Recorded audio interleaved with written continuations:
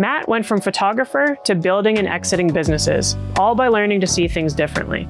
We talk about creativity, leadership, culture, and why the entrepreneurial path is anything but linear. Matt, you've been running Keen Creative for 22 years, and it all started when you were a freelance photographer before this. That was kind of the beginning. How did you get into photography in the first place, and kind of how, what did you learn in those early years as a photographer that has kind of transpired everything to today? Oh man. I think I always sort of had a passion for photography growing up. And so, my parents encouraged me to do it. Like, I think, my mom would buy National Geographic magazine, I think, so I could really learn about photography or just see things that were, out of this world or in my world, to some extent. So I always had sort of a passion for it. And then, I just feel like I weirdly had a knack for it, and put a ton of effort and energy into that. Got my 10,000 hours, so to speak, in it. And I think, as far as lessons learned from it, I don't know. I think it taught me to look at things differently, or maybe see things in a different light or different angle or perspective. Even I can equate that to business. I always remember we had, when I was in school, we had this and I started shooting film. So I mean, I feel like it dates me, but we had this assignment where it was hey, go in your bathroom and shoot a roll of film. And so, I was I was a single guy, and myself and a buddy, two dudes living in a little house from the 1950s, and I shot this roll of film that just gave different perspective. And so anyways, I thought it was, and I honestly had some of that in my portfolio when I first went out, and I think it's just looking at things from a different perspective, which I equate that works in every aspect of business and our creative business and a lot of ways. And so maybe that's a lesson learned. I don't know. 100%. That's kind of fucked, man. I'm sorry. I just we're rolling off to whatever I'm talking about, taking photos of a shitter right now. I'm this is probably not the best start. I'm sorry. No, I just ruined it. This whole thing's gone to hell now. I think it's really interesting because, funny enough, I mean, we were chatting off camera about how we had a similar, I also started as a freelance photographer, and I remember one of the earliest assignments or practices that you can do to kind of hone your craft is to choose a subject and shoot X amount of photos, call it 20, call it, 24, 36, whatever's on a roll, to, and make sure that every photo is unique. Maybe it's a different focal, maybe a different lighting, whatever the case may be. And I think that practice alone, like you said, gives you so much more context as to how to market something in the future, which is obviously, where you've come. Yeah, right? That's true. It's really interesting. Yeah. Were you always the work that you do now at Keen is so visual, right? You mentioned kind of coming up as a photographer and that you always had a knack for it. Mm-hmm. Picking up your first camera, were you a visual learner?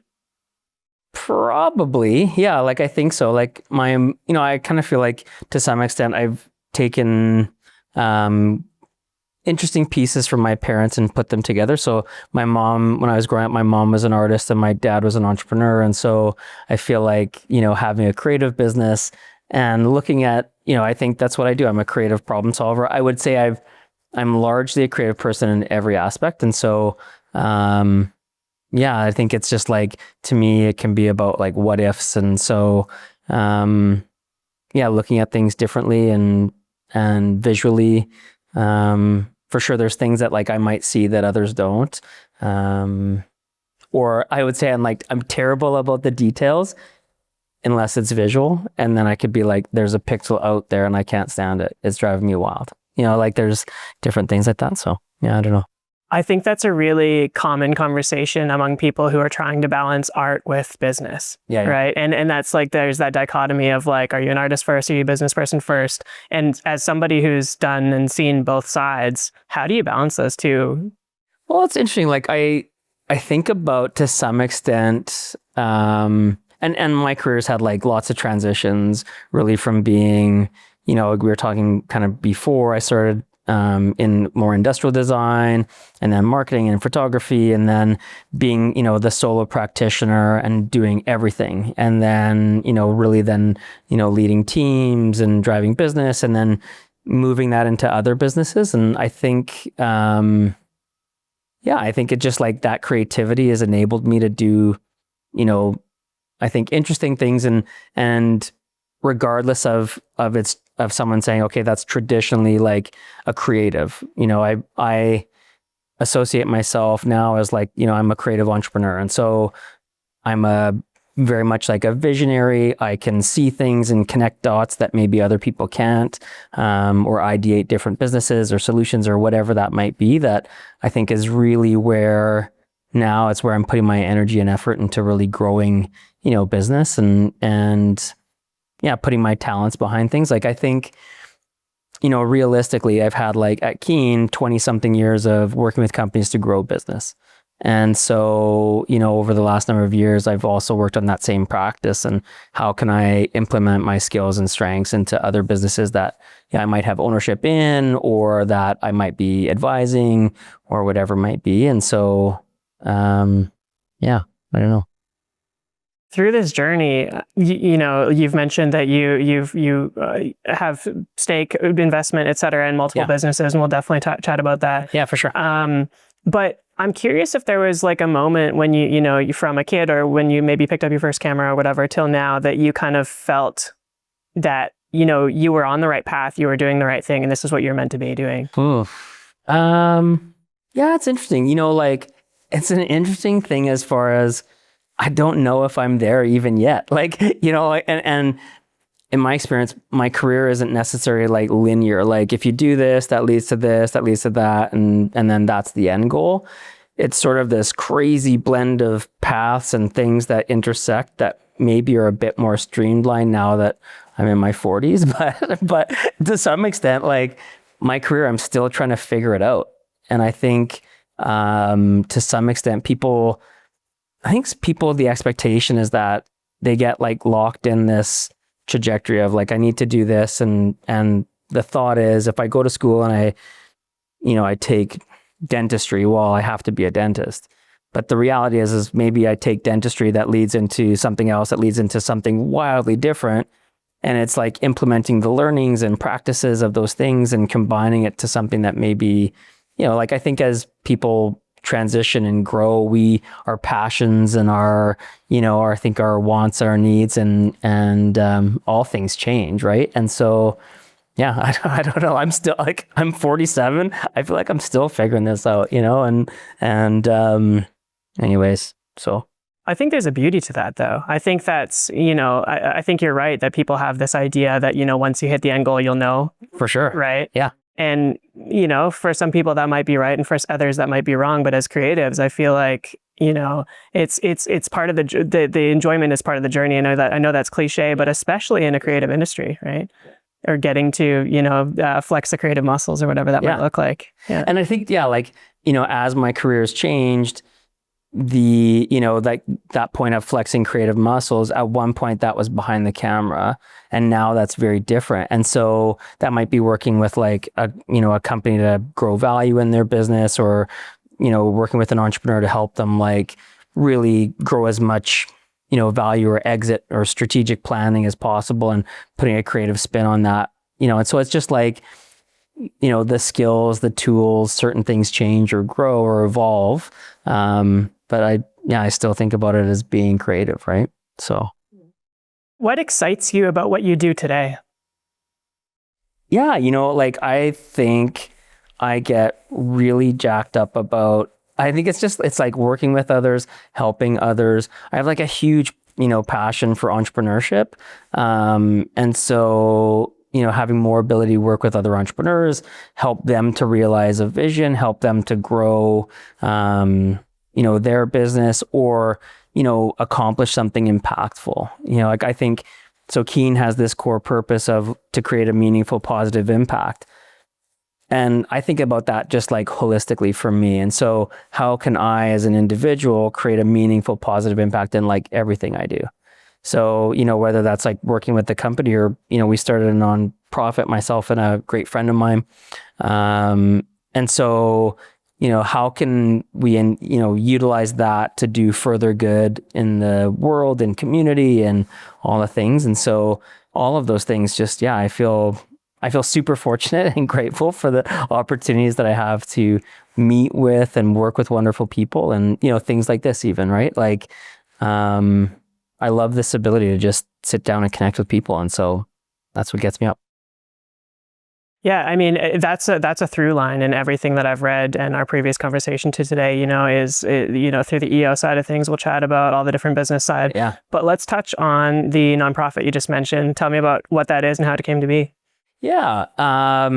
So realistically, it started with a great friend of mine and actually EO forum mate of mine, Luke Williamson. And so Luke is a hugely driven and passionate guy, and if he gets into something, he is in it. Like, there's no gray area. It's like on or off. And so when he has something in his mind, he's very driven for it. And so Luke has really changed his life to be like an ultra marathoner. And, as great friends, we've had the opportunity to really do a bunch of, I'll say, very challenging and largely it's like both physical and mental challenges that we've been able to do together. And so Luke had this idea of like, hey, what if we could bring, some of these aspects of mental and physical challenge and then doing good in the world. And so, and he's got a passion for ultra marathons. And so Climbing for Change is the nonprofit, that we started together. And so it's really, I think it is a unique opportunity, as a nonprofit that we're able to support multiple charities. And so, this past year, we supported about 17 local charities. And people could, essentially the premise is that people sign up for it, individuals or teams. You select a particular mountain elevation that you want to climb. So we have people that are like, we're climbing Everest. And then it's terrible hill repeats up and down a local ski hill, all raising funds for a charity that you feel passionate about. So versus it being like, we are a charity that we just raise funds for us, because you might not resonate with what we're doing, but you might resonate with like MS, or you might resonate with Parkinson's, or, some of those, or like there's pets, or like there's all different types of things. And so, I think these opportunities, I think the thought for us is, we can raise funds for a community.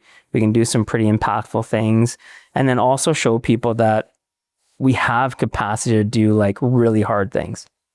And hopefully that translates into everything in life, right? Like, I think, through adversity, I think we learn so much, and also learn that we can get through it. And so, the challenge of Climbing for Change is hard. It is tough. And my goal is, if people say like, hey, we have a goal and we're going to climb Everest. Or maybe they have a goal that says like, hey, I'm going to do 2 laps on the hill, and that's all I can do. Well, can you do 3, or can you muster 4? And the reality is like, there's so much that's like mental and physical in there, but that can be equated to like everything in life, right? So you can get through these hardships, like mentally and physically. If we're at about like 40%, our body is telling us like, we got to shut down. We can't do this, because it's like in preservation mode, like, and that's, it wants to survive. So we've got 60% more capacity to crush this. And so, I think really our goal in that event is that we're building community, we're impacting a ton of local charities, and, teaching people that they can do hard things. So cool. So cool. And from the brainchild of an ultra marathoner, and you're a cycler and skier as well, aren't you? Yeah. So I don't know. So I'll have to figure out how we can do it like biking. I feel like there's like some way that we could just be doing hill climbs, which would be horrendous. But yeah, who knows if we'll get there, right? So anyways. Well, that's really, really cool. And that just started last year. Yeah, so we've done it 2 years now. So collectively, we would have raised in both years. So the first year we did a smaller event, we raised just over 40,000, and this year we raised almost $100,000. So pretty awesome. So our goal is to grow that into multiple cities, kind of across Canada as we progress, and really make a pretty awesome, awesome dent in the world. I think it's pretty rewarding to hear people that, it's been impactful for them, or, if we talk to the charities and they're like, that's pretty awesome. A team raised $10,000 for us, and that was enabled us to do these things and support these families or people. And I think it's a fun time. We've got DJs that are out spinning. I think it's a pretty awesome community of people. So I feel a lot of pride in it. Yeah, no doubt. Yeah, you've created a community around the greater good, right? And the aspect that they can choose kind of what charity is very unique, I think. Yeah. I find, and I think that's, some of through my experience, it is that thing around, okay, well, that event looks really awesome, but maybe I don't care. I'm not passionate about cats. So it's raising funds for cats, but I'm like, ugh, I wish I was, raising funds for something else, right? And so this is just, it enables people who have lots of different passions to come together and really do some pretty cool things and connect together, and it's awesome. And honestly, there can be kids out there, and then we've had people in their 80s that are out there just rocking. Really cool to see. So yeah. Awesome. Yeah. Maybe I would love to join next year. That sounds really cool. Yeah. You heard it. He's in. Yeah. It's funny when you were talking there, I was reminded of this power of one more kind of concept. Obviously, everybody's familiar with. But are you familiar with what a backyard ultra is? Yeah. Yeah. So there's one called Go One More. There's a great film on it on YouTube, and it's fascinating. I'm obviously far off topic, but but I think, and that's I think again, Luke is the guy who's doing all the backyard ultras. I'll be there waving a flag to support. It's not my jam. I'm not gonna lie, running is not my thing. It's tough on the body. It's tough, but those things are the people that do it. I think, kudos to them. So the nonprofit, Keen, obviously, there's a bunch of other things that we'll chat about as well. But I'm curious how, all of these things take significant amount of time, right? And how do you go about managing your time and prioritization and those kind of things? Yeah. Well, we can do hard things, So, I think for me, it's really I'll say on the Keen side of things, I'm super fortunate. We have just an absolutely amazing and talented team that has been here for a long time. They are just crushing it. And so I've turned a good chunk of Keen really realistically day-to-day operations over to the team and just enabling them to do great things. And so my role now is there's days where I'm just I can be coach, I can be quarterback. A lot of days I'm the water boy on the sidelines, and that's pretty awesome. So, I guess it's really, I think that aspect has enabled me to put energy into other ventures or other things. And it's just, I try to put my time into where is needed the most at that particular moment. For sure there are things that can be challenging to balance. But I think that's life. It's, and I love it too. So for me, it's not a matter of, I think, I'll maybe speak to years ago, I remember my wife saying to me, hey, I don't want you to be a workaholic. And so, but I for surely was, it's starting the business. I worked 14 to 16-hour days, 6 to 7 days a week. And you do what you got to do. And as things progressed, trying to balance like family and kids and all these things, there's this like elusive work-life balance concept. And it's either you can be at work or you can be at home. And the reality is like, I don't have two lives. I have one life. And so, you know, what fuels me is I love, like if, you know, I love to work.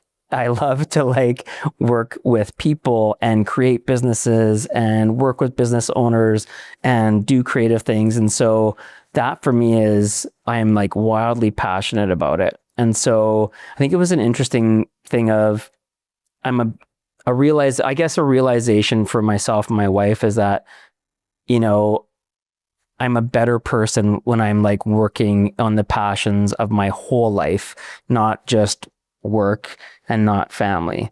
And so, yeah, I try to, I don't know, in moments of when I'm really passionate about something, I will work forever and I can be better working on weekends or working nights. And so I think it's like been a great understanding even with my family that, that's what fuels me. And no, if I was going to the gym and I was like, oh, I'm really passionate about this thing, no one would have a problem with it. But for some reason, when people think about, well, you're working too much, that's a problem. Well, no one's ever like, you're working out too much, that's a problem. You know what I mean? So I just think it's like, I love it. I want to put time into that and, yeah, and like do the things that I'm passionate about in my life. Right. If that makes sense. It makes perfect sense. Yeah, I think it's. I might be going out on a limb here, but I think it's because maybe people don't associate their passions with their work, right? And fortunately enough that you know you've experienced that and you live that day to day, and I feel the same way. Yeah. But generally speaking, you know, those two things maybe aren't as aligned as you feel it. And so then it's really complicated for people to kind of make that connection in their mind that, oh, he just is doing it because he loves to do it. Yeah. Right. It's not, you know, oh, I have to show up to work today. Yeah. Oh, totally. Yeah. Well, and I think there's times too when, you know, from a standpoint of like that balance, if it is something where I'm really into things, like I am sure to like, so there's, I don't know if you've ever heard the analogy of like the two woodcutters and the axe. So there's an analogy of like these two guys chopping wood all day and one guy never stops. He's just like banging it out for like a week. And another guy comes, he'll like cut wood for a couple hours, peace out, come back, cut wood for a couple hours, peace out. And at the end, the guy that's just been hammering away for a week has got a smaller pile. And the guy who's been there kind of on and off has got this massive pile. So the guy that's been slugging it out all week is like, hey, I don't understand. Like, what the hell? Like, I didn't stop, but you cut more wood. And the guy said, yeah, but while you were like banging it out, I took time away and sharpened my axe. And I think about that as far as like entrepreneurs and leaders. I just think like our role all the time, we are inundated. Doesn't matter like if we're here or not, we're like making decisions, thinking about work. We're, you know, stressing about payroll and all the things and, oh, are we going to get paid? Is that person going to quit? Like there's so much. And so I think it's really important to take time away to sharpen the axe. So I do try to take a fair amount of time, you know, and like, to do that. And I think, you know, it sounds, don't know if it's like selfish or like, I feel a huge sense of guilt if I'm away. Like we have a place in the mountains. And so I try to spend a week there a month. And, but it's a point where I'm sharpening the axe, but I'm also thinking differently about business and, you know, and about ideas and how can we get better and all of those things. But hopefully when I come back too, I'm like a better boss, a better person, a better leader. You know, I have more energy versus I'm just like slugging it out, chopping wood all the time, nonstop. So. Well, first of all, thanks for sharing that analogy. It's really cool. Yeah. And I would love to say it was mine. I'm the guy but it's not, but you know, anyways. Yeah, no, but it's so true. And I think, I mean, as business owners and a lot of people listening will know that, you know, you have to spend time on the business, not in it, right? That's obviously a very common concept. For sure. But that gives you the clarity that you need rather to make those decisions, to show up for your team, to do all these things. And I think, leadership is exactly as you described, right? You need to be able to show up to the best of your ability. And if you need a week in the mountains to do so, or, maybe it's a week in the mountains, maybe it's an hour-long ride on the bike or whatever it is, right? Yeah. I think people need to find that. Totally. Yeah. I think it's, I think I owe it to our teams to be the best boss and the best leader that I can be. And some of those things are, that time away is impactful, right? And so,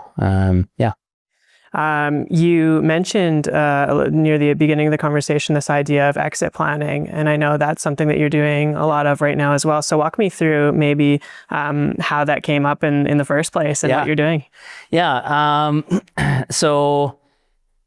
think, being hugely passionate about entrepreneurship and I'd mentioned I have these abilities in the last little while to explore some other opportunities and inject some energy into some other ventures. And I've, been able to own some business and grow business and sell business and all the things. And so last year, about a year ago or a year more, I started looking for, another business to acquire. And I probably through that process looked at, I'll say like roughly 100 different deals. And so in different capacities, like some where it was like, really high level, they'd pass the desk and like, nope, not a fit, not for me, whatever. And then others where we got like really deep in, we, presented some LOIs to acquire like, a lot of different things. Through that process, what I found is like, I really think that there's so many businesses that are wonderful businesses and they have, great people who have built a great business, but they have not set it up to sell. And so there's just like, which I think is really unfortunate. So as I'd be looking through these deals, I'd be like, okay, great. This looks like a great business, but the owner sits in like 9 different seats in the business. They do all the things. They manage all the relationships. There's like very little, or there's like very high client saturation in one area. Like there's just a lot of risk. And so, I really identified that there's a need for a better way, and there's a need to help owners to maximize the value of their business and sell on their terms. And so that's really what I've been working towards the last year, is really building a business and practice around exit planning and strategy and advisory. Because I love entrepreneurship. I just think, especially like, I mentioned in those early years, you put so much into it and there's so much emotion and time that is wrapped into this business. It's like, it's your child, right? And, it can be crushing to look at a business where it hasn't been set up properly, and it's like it's liquidation value. You're just like, no one can buy this business. There's too much risk, or it hasn't been set up. Nothing's been documented. Like there's so much that goes into it, and so that is crushing. And so I on a mission to help entrepreneurs to like maximize value, and I feel great about that. So. That's really, really cool. And I think we'll chat about EO as well, but I think like this part like not EO specifically, but all these kind of organizations, I think are intended to help people realize that they need to think about these things, right? But too many don't. And I'm guilty of this for sure, right? Like the systems, the processes, all these different things, ensuring that you're not oversaturated in one market, whatever, right? Yeah. What do you think is the biggest mistake from all of the research and the experience that you've seen that people are making, All of those things. Like it's honestly, it can be a huge combination of, I think again, oftentimes entrepreneurs get into entrepreneurship because they're good at a thing. And so they might be like, I'm an awesome electrician. And so I had an opportunity and I started an electrical business, and, they've grown that, and they have, maybe it's 4 guys, maybe it's 10 guys, whatever it is. it's still a good business. But the reality is a lot of that, they might just be like, well, I'm an electrician. So they're still on the tools. They're still doing the things. So to your point, there's really not like, there's no processes, nothing set up. There's really not much value. There's nothing proprietary to sell it's really gets down to a risk level, right? So if I'm an investor and I'm think, okay, well, I want to buy a business, there's, if it's not running without the owner, if maybe the owner manages all of those relationships with all of the clients, there's no systems documented, no processes, there's like risks, there's just a whole lot to it. That business is like worthless, which is terrible to say because it might be an amazing and wonderful business and someone's put their entire lifetime into building it. But from an investment standpoint, it's just like not investable. The risk is just too high. So yeah, I think, there's all kinds of little things that people can do, or again, like value. I think as entrepreneurs, some may have an idea of what the value of the business is and others may not. And sometimes it could be like, swings either way, right? Where it might be like, hey, this business is worth $5 million. And the reality is like, no, it's actually worth like $500,000. Like that can be pretty shocking. It can be shocking the other way too, of like, hey, you have this thing and it's got massive value. Because you've maybe set it up in a particular way or whatever it is, right? So, yeah, I don't know. And again, like the different industries and different markets, and there's so much where it depends on like, really the multiples that are happening at the time. And I mean, there's just a lot going on, right? But yeah. How did you learn these things when you were growing your first business, or maybe it wasn't your first, maybe it was your fifth, whatever the case may be, right? It's like, I don't know, school of hard knocks to some extent. I think it's like, and again, I think that's it, like I'll say so Venture Out is our value advisory and exit planning advisory, and that business is like, I've had the good or bad, I've had the luxury of all different types of learnings. And so, we've grown business, like I said, we've grown businesses, we've started businesses, we've closed businesses, I've watched we've had businesses that have skyrocketed then gone to zero. Like there's so much learned. There's businesses where we sold, but I thought the value was going to be so much more and then it wasn't. And that's like so disheartening. And so I think it's really, a lot of lessons learned for me in 20 something years of entrepreneurship. And then you mentioned like EO, like same sort of thing of like watching or being able to experience or see forum mates or other EO members go through divestitures or whatever it would be. And so just like the journey of all of that, I think and then I've done some obviously some schooling too, right? So I have my CEPA, which is a certified exit planning advisor. And then I've done some other schooling and courses on, I'm not a finance guy at all. But I'll do my best to talk the lingo when I can or try to do things. But anyways, yeah. Totally. Yeah. Interesting. You kind of touched on this, but I have to ask, is there like a criteria that maybe you have for yourself or the way that you approach, let's call it like investing in a business? Yeah. Or is it unique per industry, unique for the business? Obviously, I'm sure there's, a ton of different factors, but are there certain things that you'd look for that's like a non-negotiable? So if it's like strictly investing in a business, I think that it's like, what's the leadership? I think more than just, okay, what's the financial return? Like what's the possibility of return on investment? To me, it's like regardless, even if it's like a manufacturing business or whatever, or a professional service business, it's people. Like, I think for me, so it's like are we aligned in core values? Could I hang out with this person all the time? Could I spend a day or a week with this person and not be like, oh my gosh, we cannot hang out. dislike this person. So I think, that aspect of like really investing in people, I think is pretty impactful. And then just, I think like the ideas, so like what is it that the business is providing? Do I feel passionate about it? And also I think about too, of like, can I connect the dots to really grow this business? Those are the kind of things that I'll look for. Yeah. On the topic of people, this is obviously kind of a huge topic in any business. But I'm always curious, how have you gone about building your team? And I know that's a big loaded question, but culture is one of the things that I've kind of read that you talk about. And I think it's also maybe a misunderstood word or something that has a lot of different meaning to different people. What does it mean to you and how do you go about it?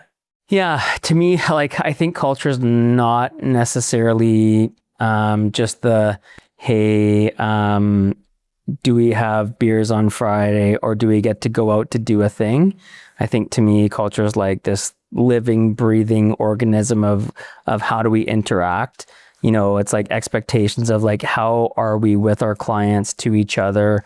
What is the atmosphere? Do people care about each other, or like, no, we just step on each other to grow to the next role or whatever? To me, it's, there's a whole lot that goes into culture. It's how we treat people, how we treat others.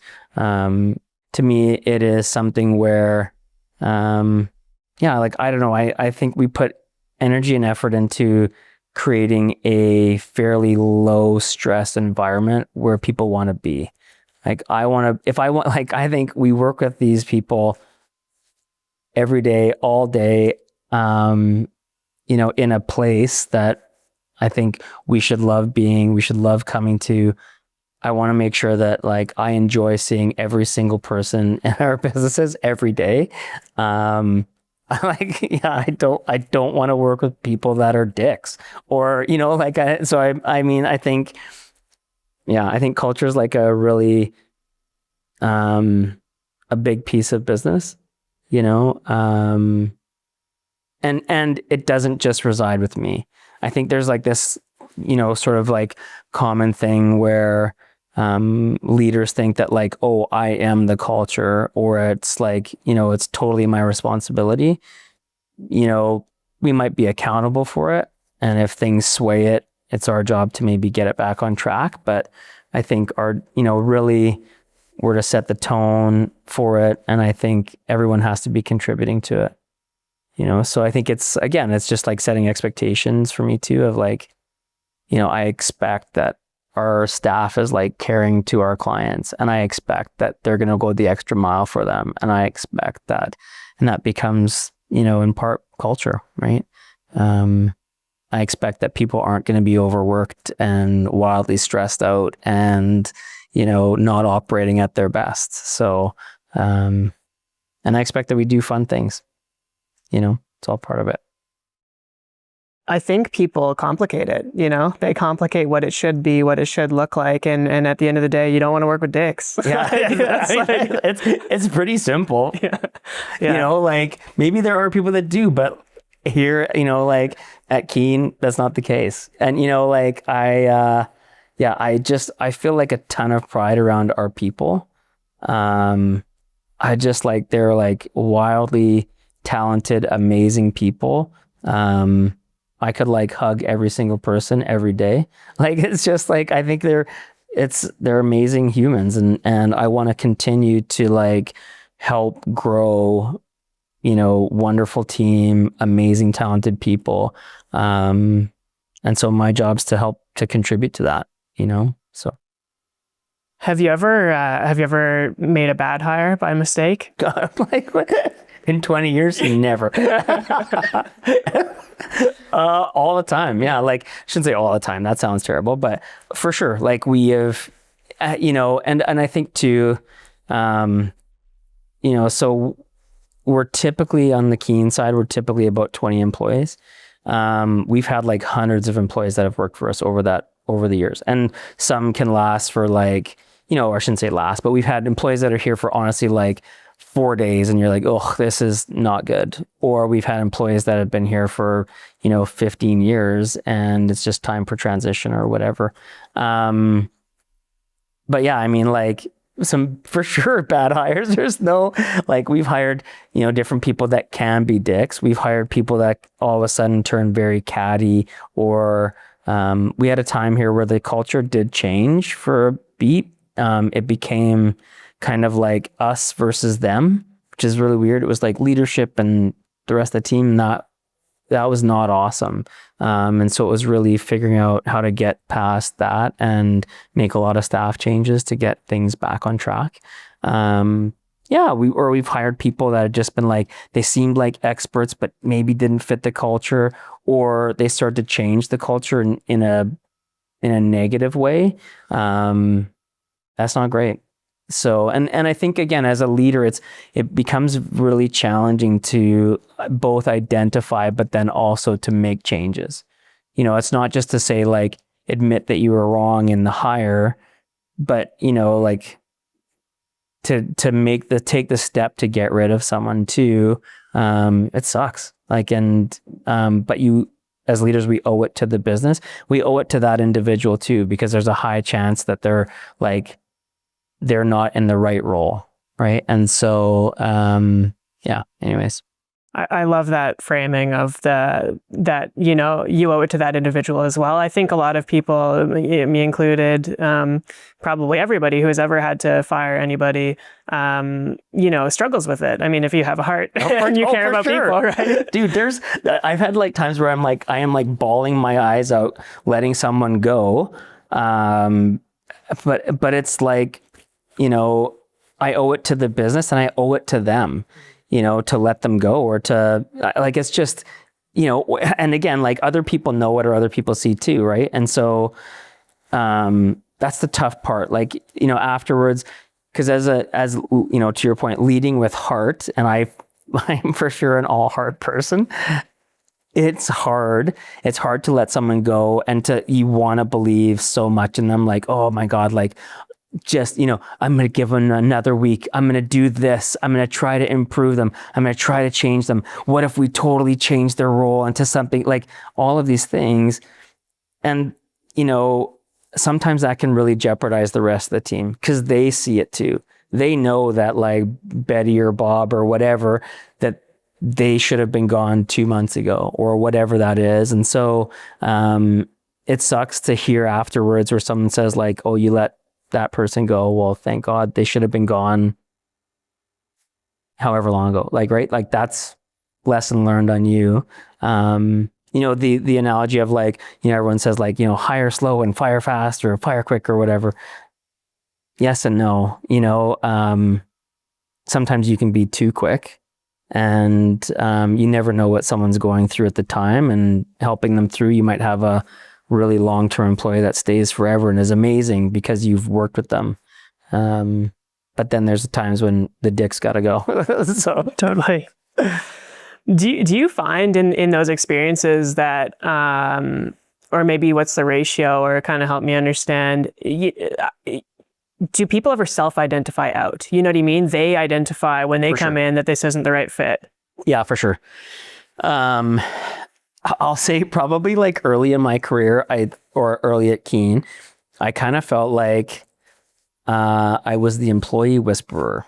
So I could get a sense of and this is like, again, if I got a sense that employee wasn't doing well, maybe they were underperforming in a certain area or this task was challenging, I would honestly put more of that task on them. And then they'd be like, I can't do this, I need to quit. And I'd be like, oh gosh, okay, that's totally fine. Where I didn't have to fire them. So, I mean, people, and I think we owe it to, I think we owe it to people, and I think I think like employees owe it to leaders to say like, hey, this isn't right for me, or I'm in the wrong role. I think over the years, like I really appreciate it. We've had staff that have come in, they're like great staff, and they come in, they're like, hey, I'm working on this project and I'm doing this other thing that it's not my role. And I'm just like, I don't know what it's about, but I like really enjoy it.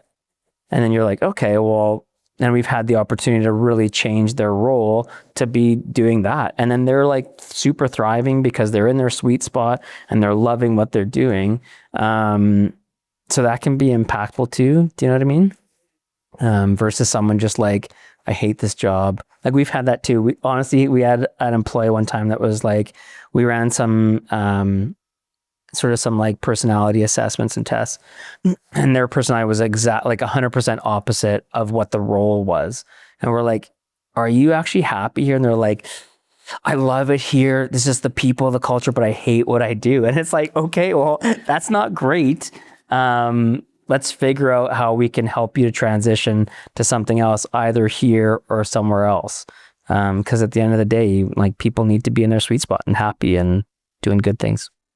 And I think it takes back to the kind of culture piece that we started with here is it takes a solid culture for people to feel comfortable to maybe tell their peers, to tell their management, whatever, that they both are really enjoying or aren't, right? Yeah. There's, I'll say like, there is nothing worse than, someone like when people quit and you're like, I wish I would have why, or I wish I would have known, right? Like as an employer, I don't have the opportunity really to just go in and say like one day, like, you're fired, no heads up, no reason, no whatever. Today's your last day. People are like what? There's like no warning. But that's the way it is on the, as like a leader or as an entrepreneur.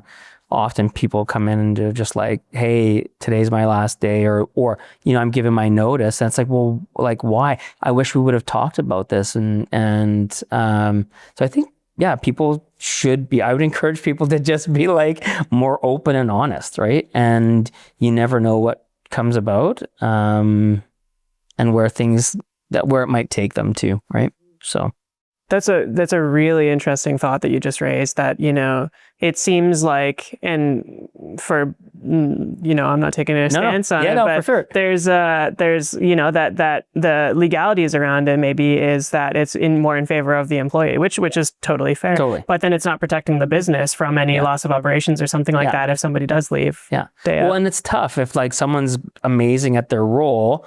It's like, okay, now I've got to scramble and try to find someone within 2 weeks or what, like that's a really limited time frame to try to, backfill a position with someone who's probably just as amazing as that person, right? So it puts a lot of stress on not just the team, but on the business as well, right? Of course. So yeah. Interesting.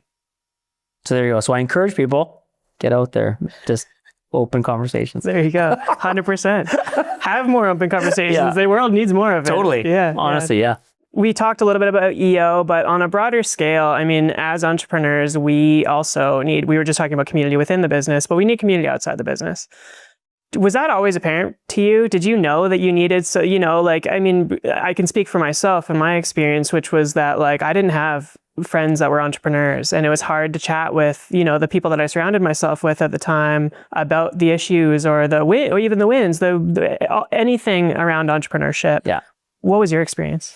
Very much the same. Like I think, and even I've been in EO now for, in some way or capacity, I think it's about 12 or 13 years. So let's say, 10 years of just, being fairly siloed and alone in entrepreneurship, prior to finding EO. There were a couple times where people were like, hey, you should join EO. And I was like, I don't even know what this is. Definitely not. Sounds like a cult. I don't want anything to do. There was all these things about it. I'm like, nope, don't like it. And so it took a few years for someone to just be like, hey, this has been really impactful for me. You should do this. And I think that's realistically like the very first time. And I remember my very first like forum experience. And so, our business is, fairly small comparatively. And there's another forum mate who has a kind of a bit of like a legacy business, very sizable operations all over. And I remember being really shy to share, well, I have this challenge in my business. And I'm like, oh, I'm sure no one has this. And I'm stressing out about it. And, that forum mate is like, yeah, I got that same problem too. But, like mine's like a million times bigger or what, whatever. Right. And so I think just that relatability can be really impactful, even just to voice it. So you know that you're not alone. I think can be like huge. And then obviously like, someone sharing that like, hey, I had that problem. I did this thing. It was terrible. It like blew up the business. And you're like, oh shit, I was thinking about doing the same thing. So maybe I won't do that. Or I did this and it wildly solved it. Great. Maybe I could implement something like that. Like I think the entrepreneurial community and especially the EO community, I think is so open and down to sharing and supporting each other, which is like wildly impactful. And for me has been huge from like, I think really huge from a growth opportunity, for our business, for myself as a leader, the ability, like I was on the EO board and for about 7 years and president of EO, learning to lead like 150 leaders is something really different. And so, I'm really fortunate for that opportunity. And the friendships and experiences that I've had through it's just like amazing. So really interesting about leading leaders. I don't think people segregate in their minds the difference between leading, call it staff members, versus leading leaders that are also running their own teams as different, maybe until you have actually experienced that. Sure. In your experience, what is different about that, or what is the same?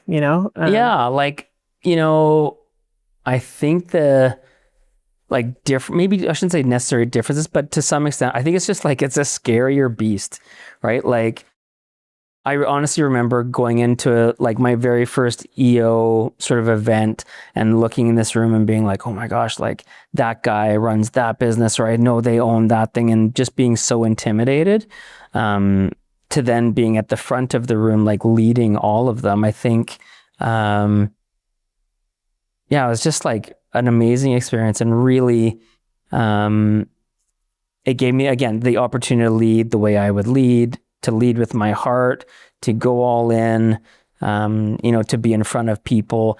Leading leaders, you have like, they can be very assertive. They can be they can be supportive too in a lot of ways, right? But it's just a bit of a different challenge than, say, leading team that they're like, well, I'm getting paid to, for you to tell me what to do, right? So there's a bit of a difference to it for sure. And the EO side, they're paying to be they're paying. They're like, don't. Well, and there's this expression, can I swear in this thing? Yeah, of course. Like, okay, yeah. So EO, like passing the torch for the presidency, there's always like one phrase that's said, and it's don't fuck it up.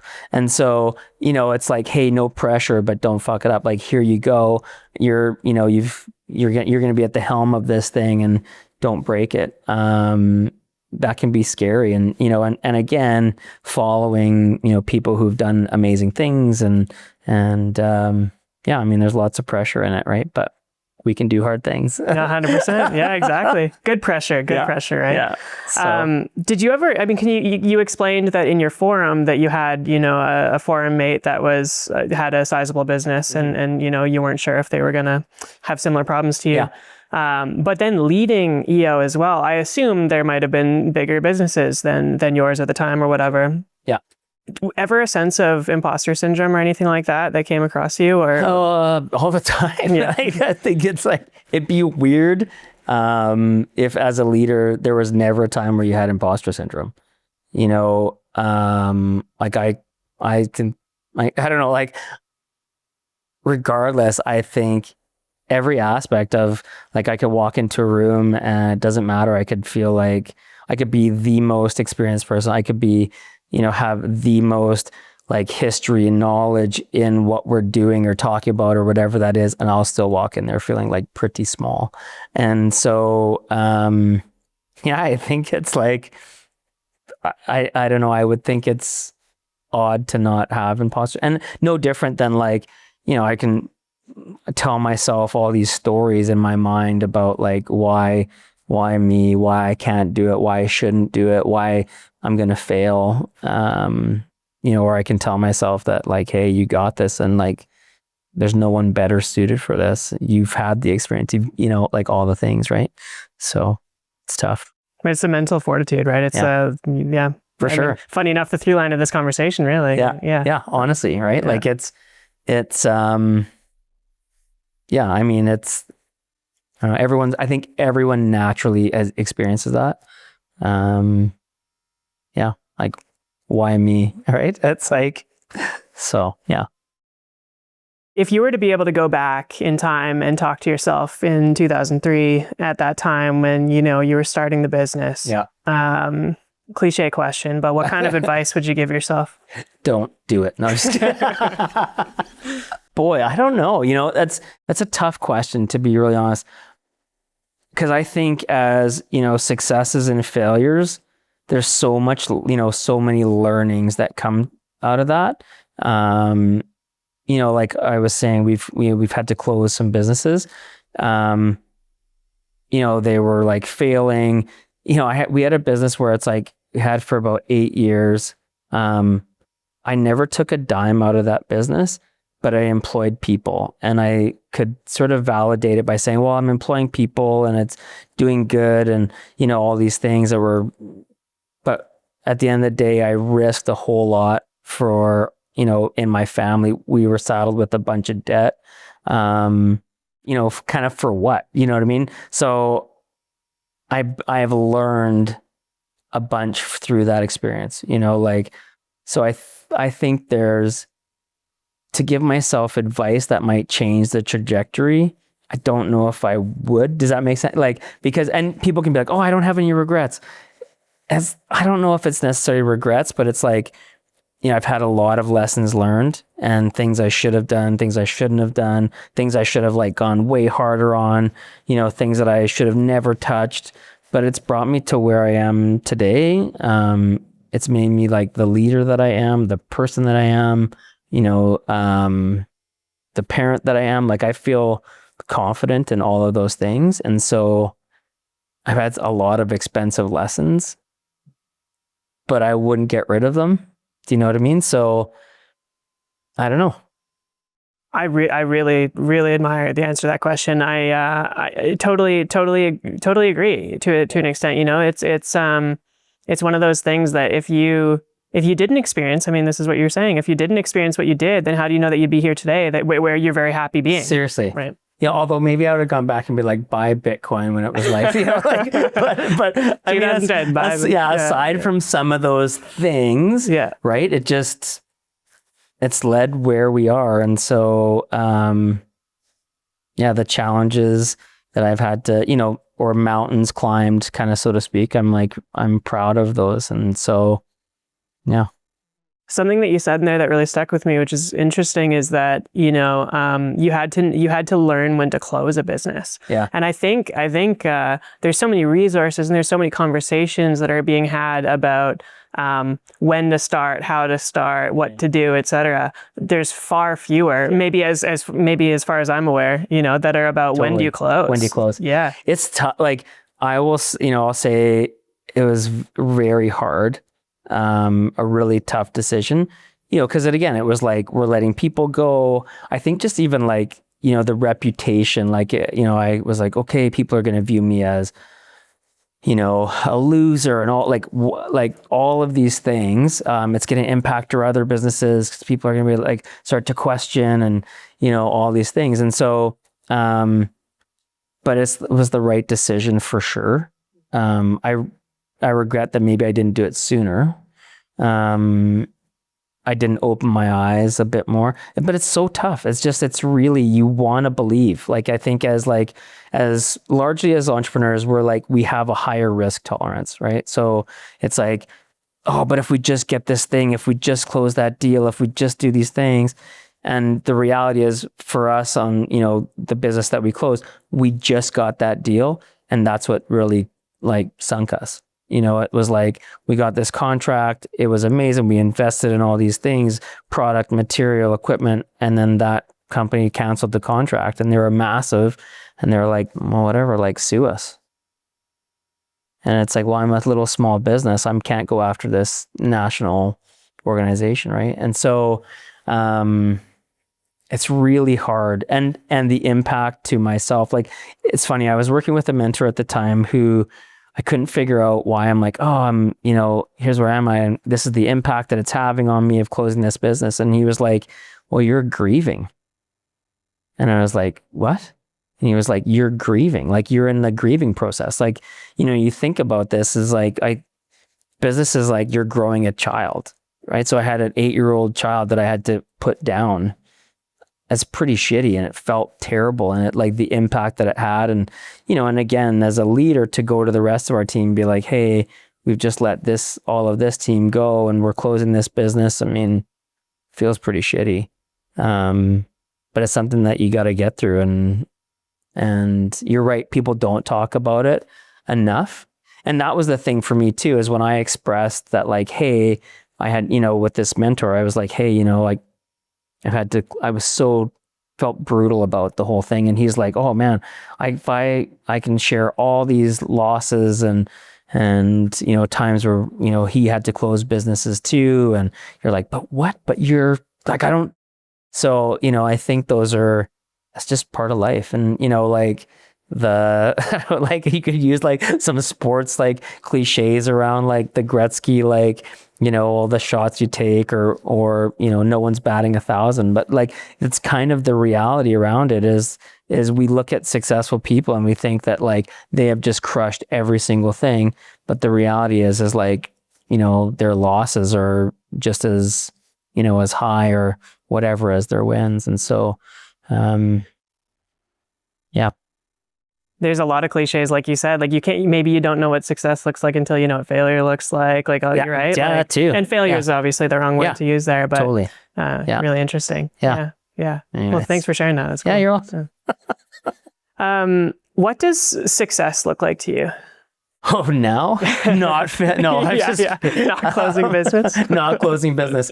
I don't know. Like, for me, I think I want to, like, I think I'm striving for maybe like a holistic success. So, that is like, I don't know. I think the one life that I have, of it, kind of maxed and like doing as much as I can for our teams and for our clients and for our community and for my family and for myself. Like, I think, success probably when I was younger looked different. If I was like, okay, can I get that car? That maybe was success.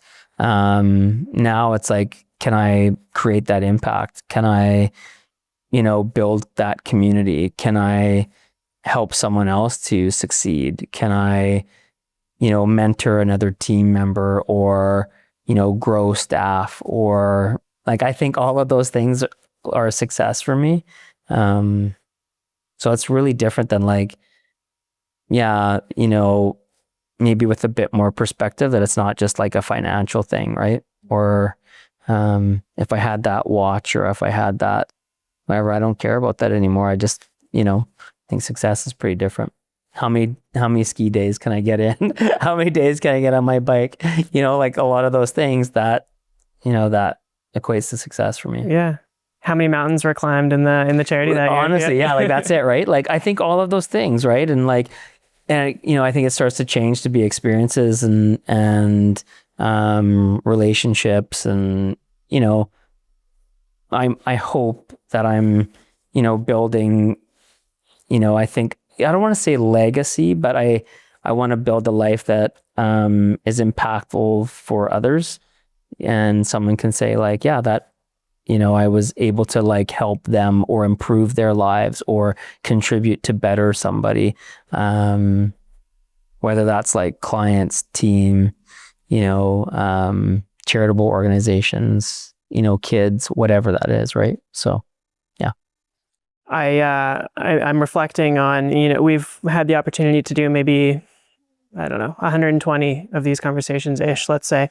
And one of the things that a pattern that I've recognized in the answer to that question, that's something that we ask every single episode. Okay. Oh, nice. And a pattern that we've seen is that it's, you know, as you progress in life, and maybe the first thing is that watch or the car or whatever. Totally. And as soon as you can achieve that, and whether you do or don't, you can, you know, or maybe you can or have been able to, then it becomes about micros rather than macros. You know, when you start, the success is that macro thing, that whatever. And you just exemplified this perfectly, which is that it's made up of making all these people happy and ensuring that this person is set, and, you know, how many skis days and all these different things. It's really interesting. Yeah.